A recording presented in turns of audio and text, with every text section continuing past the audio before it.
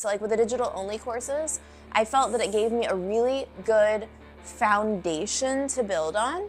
But the problem with it is there's a lot of fluff and filler because you have to be strategic when you're picking which course you're gonna do.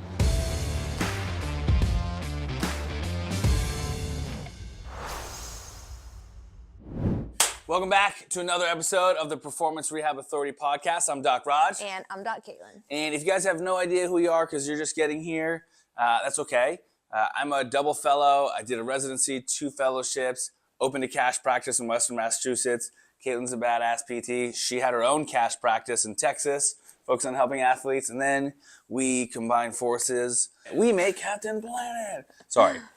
So we combined forces, combined powers, and now she's up here in Western Massachusetts with me, and we're just changing the game for athletes in our area. And we've realized that there's a huge gap in knowledge and skill set in the PT industry between traditional rehab and cash-based, and then even in the cash-based rehab space, there's a big discrepancy in the quality of care that people get because of the clinical skill set that they have and the tools and the courses that are available to them.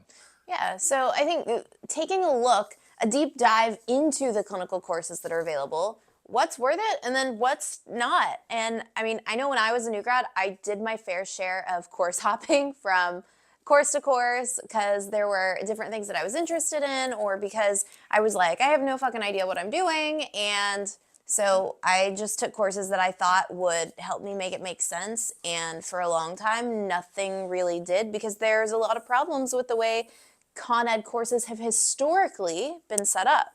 Yeah, I have the complete opposite experience. I immediately got into long-term mentorship.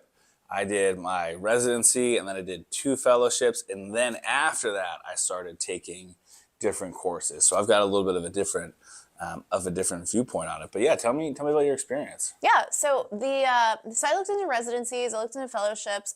One, it is a time commitment. And you have to, where I was looking at, like you had to completely either switch jobs or like with a residency or, take some sort of a pay cut in order to do all of this long training. And the time commitment was, I think, the big thing that I didn't want to do. I wanted to be able to learn in nuggets and in a nuggeted period of time. So I would do weekend courses, or I did courses that lasted, a month or 2. Those were more digital. There were some that were digital and then had an in-person component to it too, which I think there's a lot of good and there's some of the things that could have been better. So like with the digital only courses, I felt that it gave me a really good foundation to build on. But the problem with it is it's set up like school, so you get really, really book smart because you're learning all these things. There's a lot of fluff and filler, and you don't really know what's actually important when you start to actually apply it. And it's only teaching you like this is the crystal clear-cut way that it should look, but nothing's actually presents that way in the clinic. Like other things happen, like people are messy. And so I think that was something that was complicated because it matched the way that I learned in school. Like you learn either from a PowerPoint or from some lecture of somebody that tells you this is what it generally looks like. And I was like, great, got it. I have memorized all these things. I'm gonna take this with me in the clinic and I'm gonna refer back to all my checklists when I'm doing all these evaluations. And then I had a problem with that because I had a hard time taking book smart to application. And so if that's the style of learning that a continuing education course is set up in, you're going to still have a hard time applying it to your caseload. Yeah, absolutely. And then what about just the in-person stuff? So the in-person components were good in the sense that I got a lot of feedback when I was there, but they're not with you on that journey learning when you're learning the concepts that actually get you to the point where you're using the tools that they're teaching you. So I could learn how to do an upper cervical mobilization or stretch. And if I couldn't then go into the clinic the next day and decide that that was an intervention somebody needed and get through the whole process leading up to that, then there was no sense in learning it. I forgot about that skill and ended up kind of regressing back to the original skill set before I even took the course. Gotcha. Yeah. So it sounds like, in the in-person ones, you wouldn't just learn a bunch of tools, but not necessarily how to diagnose when is the best time to use those tools. Exactly. Yeah. So the in-person courses too, since they're generally only 1 to 2 days, it's like a limited relationship that you build with these people, and it doesn't create an environment of ongoing mentorship where, like, if you learn something and you try to apply it and you either do it wrong or you have a question, that you can go back and talk to them about it. And so it's like a you're on your own, kid situation when you're learning all of this. And so I still felt like I was isolated and like I didn't know what I was doing. And I was like, wow, all these people go through this course and they get all these amazing results, and I'm an idiot. Yeah, I think that's pretty common for people to kind of feel that way, because any of the marketing that life coaches do is just like pick and choose like little highlights of things of like, oh, look at this one thing, and they don't give you like an overall view of what the clinician's journey was like as a clinician as a whole, or what they were struggling with. It's just like, hey, I did this course and now I can get a better result. Really go into why or how or anything like that. I took the dry needling certification because I thought dry needling was bullshit. And I wanted to say that I took the course and I still think it's bullshit, right? And what I learned in the course, now remember, I did all of this other education after 3 years of intensive education where I took a huge pay cut, right? Or it wasn't a pay cut because I just started there, right? Like, Yeah. I just made shit money for a long period of time. And I had to do a lot of traveling, and I made a lot of sacrifices where I was working 50, 60 hours, where I was working and then traveling across the state for 2 hours twice a week for an additional 10 hours of mentorship out there, and then traveling 2 hours back, not included in my work time, plus spending 1 weekend a month, out in Boston for a long period of time. It's a huge sacrifice. So after I did all of that, that's when I started taking individual standalone courses. And the dry needling course, I found that, people just don't have a good system. They're like, oh, well, here, if you want to know if this is going to help, like, you press on a couple of different areas, and if it's tender in those areas, like, they're hypersensitive and they would benefit from dry needling. And I'm like, I've got a much more critical brain at that point. And I'm like, that doesn't make sense. There's a lot of other things that play into that. Yeah. What I learned is that, like, you know what? There's some utility to it, but it's often overutilized because it's poorly understood by the people that are teaching it. The literature is poorly understood. And then there's a bunch of people that are just like, it hurts here, I'm going to put needles in it, because they don't have a really good system of evaluation and treatment. And sometimes it works. And then they're like, all right, cool. Sometimes it doesn't. My life changed, my clinical skill set, when I took my dry needling course, because I was like, this is amazing. And people had such short-term relief with it. I kind of used it as a crutch, but I used it confidently because I was like, oh, I know what I'm doing. These people are getting better. But then when it ended up happening, because I didn't know what was going on really clinically, I would use that as my last resort or my first resort, or just something to just keep putting out the fire, I don't know what else to do. We'll just do some needling. Oh, it hurts? Let's put some needles in it. Yeah, and they would be like, oh, I feel so good for a few days. And then they would come back, ask to do it again, and I'd be like, yeah, for sure. And so then that became a cycle. And then I turned around and realized, wow, I still don't know what I'm doing. Yeah, like, what's actually wrong with these people? Yeah. Why is this helpful? And what do I do to actually get it to where I don't have to keep fucking putting needles in? Yeah. Right? The benefit of dry needling, and I know this is like one example, is to be able to get people out of pain where then you can do the other things that are actually going to help them. It's not a standalone, we do this and you're magically better. Yeah, and that's if that's you, that's just know that, you're better than that, right? Like, you can do better than that. So yeah, the point isn't to shit on dry needling. I use dry needling actually fairly frequently, right? Yeah. But I do it with a next level thought process and understanding of what's going on and what it actually would help with. Like, what actually is the literature suggesting that is happening when we put a needle in.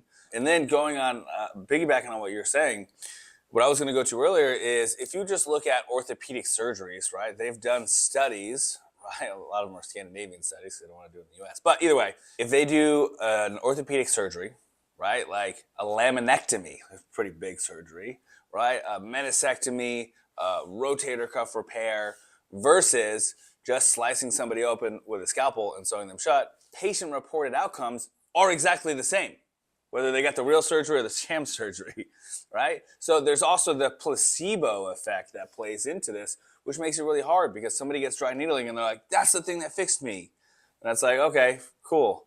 whatever. I don't care whether it's the dry needling or a placebo effect, as long as it allows me to get to the level where I can do the things that they need to have done to make sure that this pain doesn't come back and we actually deal with the root cause. Because dry needling is just dealing with symptoms, period. I think that kind of goes into a mistake that a lot of people make. Like, when you do learn something new, you start only using what's in that bucket. So like, if you learn how to use a hammer, you think everything's a nail and you just hammer, hammer, hammer. Yeah. And that's what I did with a lot of certain courses. Like, I would take a new idea and run with it for a month or two and then realize that that wasn't the answer to all of my problems.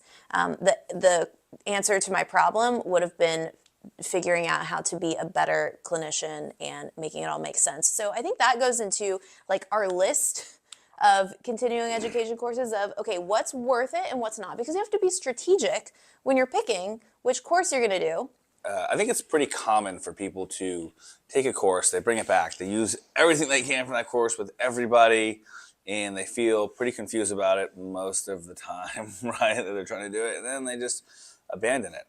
And even after having all that advanced education that I've done, every time I go to a course, I do something similar. I come back, I'm like, all right, I got these tools, let's play with it to see where I get the best result and how I can best implement it and what actually makes sense in real clinical care.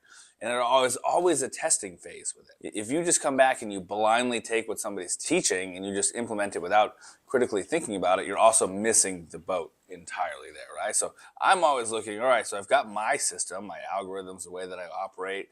Where can this fit in? Where can this supplement or improve the process? It's not how do I completely change and replace everything that I'm doing, because I'm not going to be somebody else. Like, I'm not going to make, with our mentorship program, I'm not going to make anybody a mini me. I'm going to give the thought processes and the algorithms and the frames of thinking, and the people are going to put their own unique experiences and thought process is inside of it and on top of it. And it's going to give a great framework, but everybody's going to be unique, and you should never be trying to just be somebody else. When you're looking at bringing this stuff back to the clinic, most people just give up after a period of time.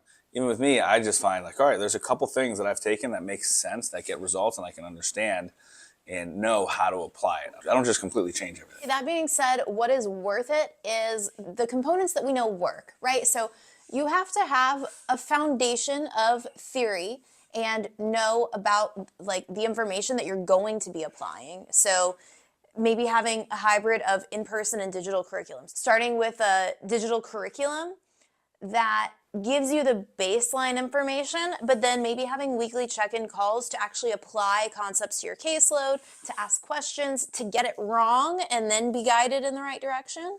Yeah, absolutely. I think that's a big part of any course, is like having that feedback and the ongoing access to an instructor that can help you figure it out along the way, right? Help you apply it. Otherwise, you're just, again, you can learn the tools and then you're just guessing on the implementation. Yeah, you need to have something that's also no bullshit, that kind of cuts out the fluff and just makes it make sense from the get-go, so that you're not sitting there trying to figure out, oh, well, what's important, what's just here because it has to be. Yeah, which is why, full disclosure, we put together our own content course to take away all of this fluff, all of the bullshit, and just help people be able to apply it, improve their clinical practice in a way that makes sense. Well, it's because we sat and we realized all the things that aren't helpful, the things that help people learn, and it makes sense to do it in a way that lets you hit all of these points as you're going through your learning process. The other things that are worth it in a course are, we've talked about the foundational materials. You need some of those written that you can reference easily so that you can continue to reference all your book smart stuff, but you know that it's not going to be like, hey, this is crystal clear what it's going to look like. You know that there's going to be some variance there. And then an algorithm or some sort of step-by-step process that you can take to your evaluations and guide yourself through so that you don't get lost, you don't get stuck, and you know what you're doing.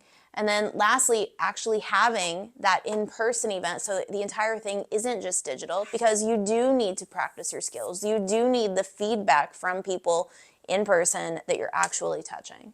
Yeah, and then like full disclosure, we have our own Con Ed course. Like, we've evaluated all the things that are good and all the things that maybe aren't so good about the Con Ed courses and the different setups. And we've talked to a bunch of clinicians of what has worked well for them and hasn't worked well for them, and our own unique experiences. And we've we've put together our own course, the Performance Rehab Authority Certification. We actually incorporate all of this stuff, right? There's the digital curriculum where it's not just some random lectures that we've done. It's like actual specific material on how to apply it to patients, recorded specifically to teach you, not like some random lecture in a hall somewhere, with a fully detailed out like PRA Bible that you can reference forever. That's extremely detailed that you get to keep forever and ever. And, you know, specific algorithms for every single body part of exactly how to walk through each and every evaluation in an organized, systematized manner so you don't miss anything and you have an extreme clarity at the end.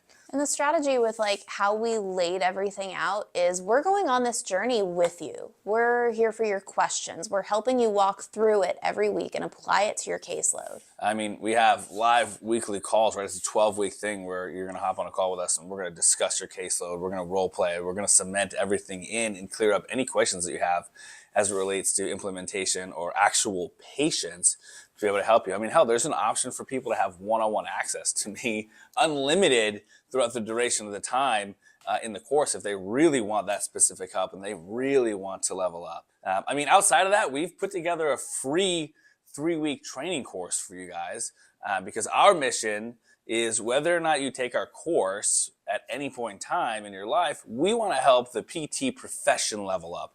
So we're trying to put out free resources and be as helpful as we possibly can to as many people as we possibly can. So just go to moveathletics.education.com/free, or you can click the link below. Yeah, and then, you know, how have you guys heard about our show, this episode? If you can share it with somebody else that same way, that'd be super appreciated. We're not running any ads or doing anything crazy on this show because we want to keep it very actionable and just helpful for you guys. So if you can share this on Instagram, share it on Facebook, wherever, just help somebody else become aware of the show. You're going to help us help the profession level up and it costs $0. And remember, if you are unhappy or unfulfilled in your life or even in your career, no one's coming to save you. It's your responsibility to learn new skills, to lead by example, to pursue excellence, and to welcome the challenge of raising the bar. Drive the change that you want to see. It starts with you.